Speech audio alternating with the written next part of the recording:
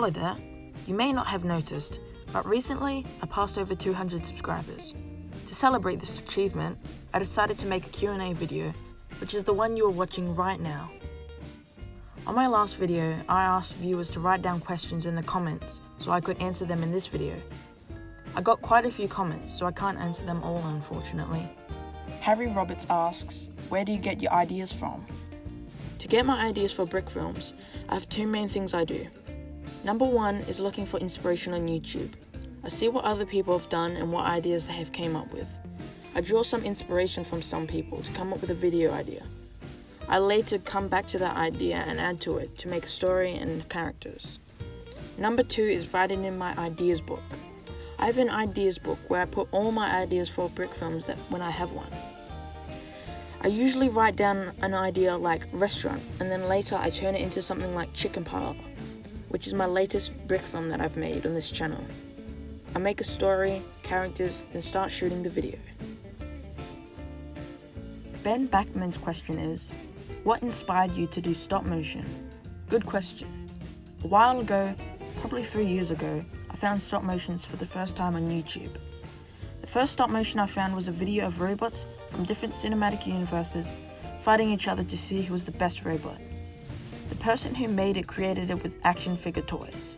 I thought it was so cool to have toys come to life through stop motion that I wanted to do the same. I found a free stop motion app I could use, downloaded it, then started animating. Lego MPYRE asks, how long have you been making stop motions for? To answer your question, I started making stop motions 3 years ago, a bit after I saw the stop motion on YouTube I mentioned before.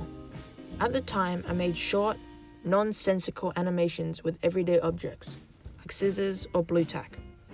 I made these for my own entertainment with not really any plan in mind of what I was going to actually animate. I later started using some toys in my animations and started getting better at my animating.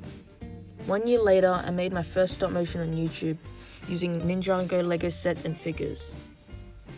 I didn't make any after that though because I lost motivation from how time consuming it was. It wasn't until this year I started doing it again though. I have been a lot more consistent with my brick filmmaking and plan to have a schedule with a video coming out at least every fortnight. Postman TREVOR asks, how do you get your stop motion so smooth and what's the best part of making them?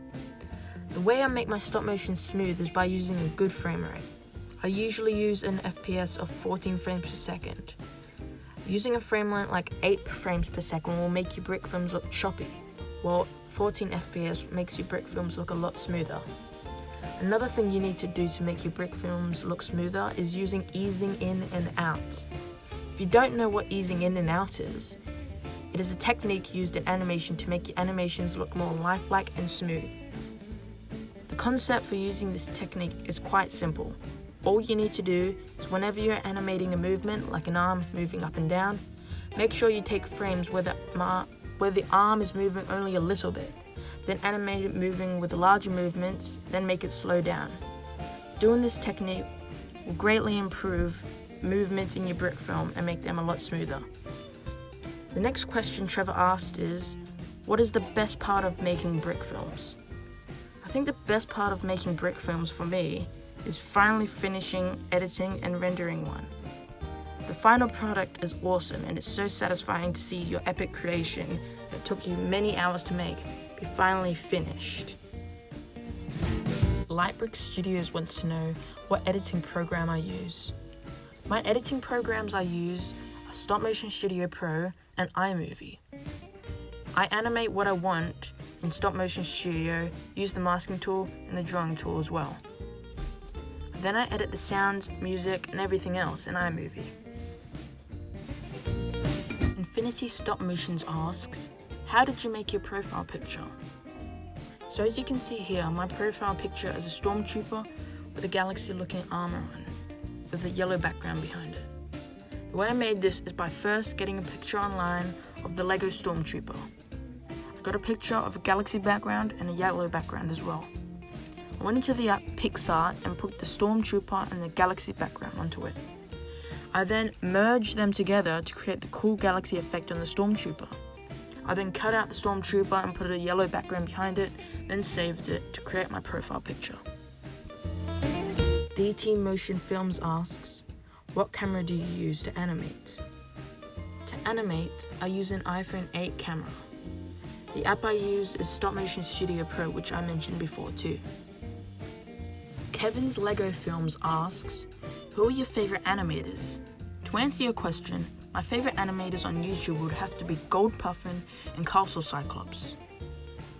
The reason for Goldpuffin being one of my favorites is because he's very funny and he makes very creative animations. He also makes really great and helpful tutorials. Castle Cyclops is also my other favorite because he makes awesome, smooth animations, and his fight scenes look so cool. And that's the last question for the video. Thank you so much for watching till the end. It really means a lot to me. I know I haven't been uploading that much recently, but I'm going back to my fortnightly upload schedule. That's all for this video then. Goodbye.